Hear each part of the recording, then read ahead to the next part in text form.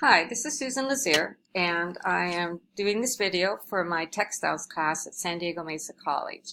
So today we're going to be talking about fabric, which is the right versus the wrong side. And on the right here of our screen, you're going to see a PowerPoint, and on the left, I'm actually going to be showing you some fabrics. So let's just get here and continue on. So how do you tell? How do you know which is the right side versus the wrong? Well, some fabrics are reversible. It just doesn't matter because of how it was made. This is a plain weave fabric. It's thread dyed. They dyed the yarn. So really, in the case of gingham, it's almost impossible to tell if there is a right and wrong side. So some fabrics, if there is no right or wrong side, you can use either. But with other fabrics, there's usually visual clues, something you can see, or tactile clues, something you can touch. So what are we going to say? Is it front versus back, face versus back, right versus wrong? All of these words are used, and you'll run into them in your readings and with people talking. But bottom line is, you as the designer or the person speccing or using out the fabric, you're the one who gets to say which is the right or wrong side as you choose to use it. And oftentimes designers are very creative. They will use the wrong side because they like it better. But the only word of caution I would have on this is just be careful that the wrong side is as serviceable as the right. Because usually there is a reason there's a wrong and right side. So you just want to make sure there's no floats that are going to snag or anything along that line. There is a way to technically tell, and I'm going to hold this fabric up close here so you can see, and I'm going to try to move it around in the light a little bit. There is a machine that's used near the finishing process that leaves little pin pricks in the fabric. And it's called a tentering machine. And basically, it has a bed of needles that the fabric is laid onto, just a narrow strip on one side and the same on the other. And the fabric is pulled along by these needles. And the needles serve to stretch the fabric taut so that it's being finally washed at the end and then heat pressed. You know, they're straightening the grain, hopefully. And the tentering needles help hold that fabric taut while they're doing all these processes. So the braille side, the side that has the more texture, is considered to be the right side of the fabric because the pricks will come up like that. So I have a picture on the right there of a tentering machine, and here you can see these are the little beds of needles on either side, and the fabric is pulled along by those. So we've already talked about some reversible fabrics. You know that gingham is, so let's look at a few more. This is a fabric called Osnaburg. It's another plain weave. You can see there's no difference between right and wrong side. Some canvas fabrics, this one happens to be made from hemp. If it's a plain weave, there probably is no difference between right and wrong side. You know, there's lots of fabrics in that world. Here we have a twill weave, which I think could be reversible. I don't see much difference. And it just depends on the kind of twill, but you know, twill, you can see the little diagonal lines being used in the weaving structure. This one's bamboo, it's gorgeous. Okay, and we have one more here. This is, it's called basket weaver monk's cloth. It's a 4x4, and you can see between both sides, there's really very little bit difference. You know, hardly anything at all. In fact, I'm not sure I could tell which it is. I'd be looking for the salvage to help me along. But, you know, it's brushed on both sides, so there really is not much difference. Now, if a fabric is printed, usually screen printed, and here we have a nice piqué, and here you can see the wrong side. There's a very distinct difference because the color usually only is absorbed into the top part of the right side. This is a thicker fabric, so it would, you know, it's not going to go through as easily as it would a very lightweight fabric. But there's a definite right and wrong side.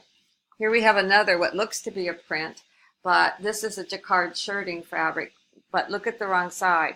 It is not. You know, this is, again, thread dyed, and the color is woven in. Sometimes you look to see if there is a brighter color, or you look to see if there's another pattern. Now, see, there's a jacquard pattern. I don't know if that picks up here with my camera, but there is a very subtle pattern woven in white threads.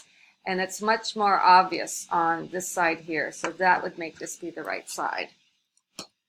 If fabrics are textured, and here we have a novelty pile weave, and here's the wrong side. See, there's not much going on. I mean, there's pattern, but you're not seeing this kind of texture on the wrong side. And here we have another fabric known as matelassé, and you can see all these bubbles. You know, so this is double weave.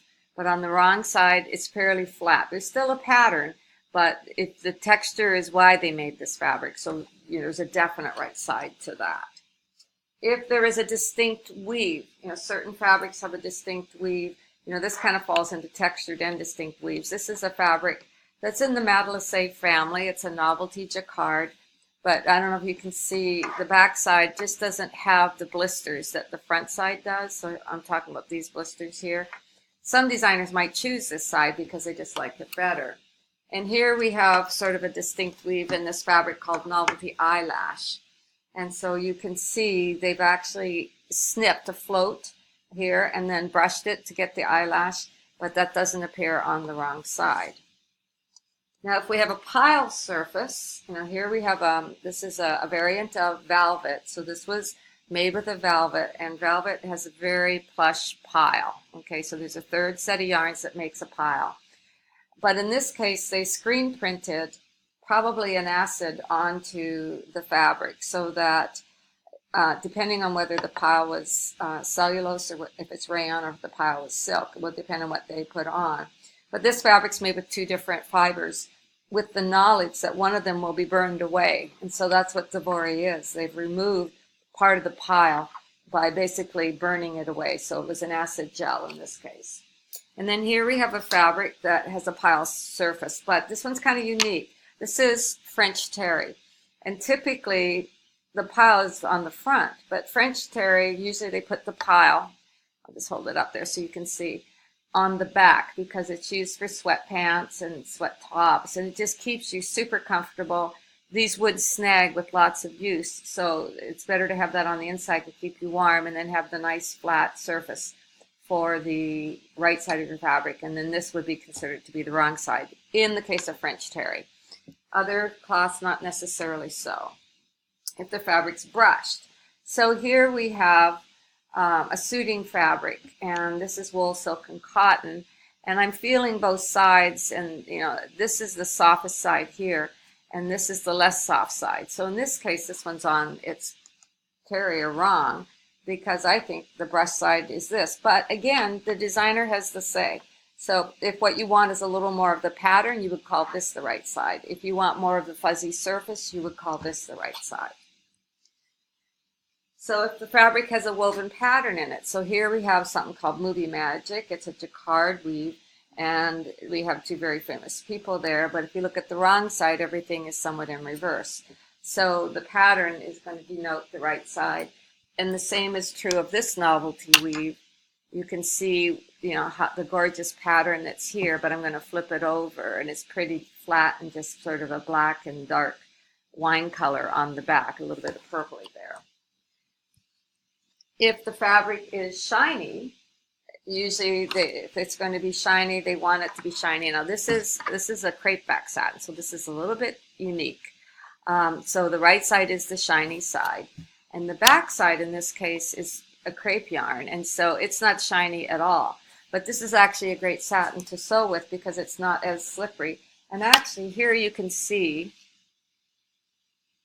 the tentering pins. This is a good example of that tentering. This is the best example so far. So we are looking at the right side. This is definitely the braille. If it is a single knit, on the front of the fabric, you're going to see little V's, and this is black, so you're never going to see it here. And on the back, you'll see little bars, but if you look at the picture on the right, you'll get it. And then the other thing is when you stretch the cut edge of the fabric, it rolls crosswise, it rolls towards the front, and if you stretch the selvage edge, it rolls towards the back. So you have different ways to tell there. Polar face follows that too. If there are special finishes, so here we have, this is not really a finish, this is a special weave. It's like in this case we have embroidery, and so it's not a weave at all. They've taken a piece of organza fabric and then taken all these crazy threads and stitched them on. You can see the stitching pattern holding them in place. But this fabric has a definite right and wrong side because you can see the difference there. If the brighter versus dull. That often is the case. So here, we have, this is a finish in this case. So, we have the dull side here, and we have the shiny side there. So it's pretty obvious in that. And then the last one on our list is, sometimes you'll see manufacturer's markings on the salvage of the fabric. And this is telling us that this is a high cashmere worsted, super 140s. And so this would always appear on the right side of the fabric. And so this is a worsted gabardine, and this is probably about $100+ a meter. This is from Europe. So, we have a few other ones. Denim, there's a definite right and wrong side. Damask, you choose. There's a positive, negative thing with damask so that you can see. I have one piece here, which is in the damask family. It's an upholstery chenille, but it's woven so, what's pile on one is not on the other and vice versa. So that's sort of in the damask world of, textiles. So no matter what, you just need to be consistent when you're cutting out the fabric. Just always know that you're all, mark your wrong side so it's real clear. And don't forget that some fabrics, if they have a nap, and like this one has a nap, it's softer in one direction than the other. You always have to lay those out in the same direction. So I've included some videos here that you can watch, and there's actually one on tintering there at the bottom, and the others are different people explaining how to tell right from wrong sides of fabric. So hopefully this has helped, and you will always be aware and you'll make your choices creatively.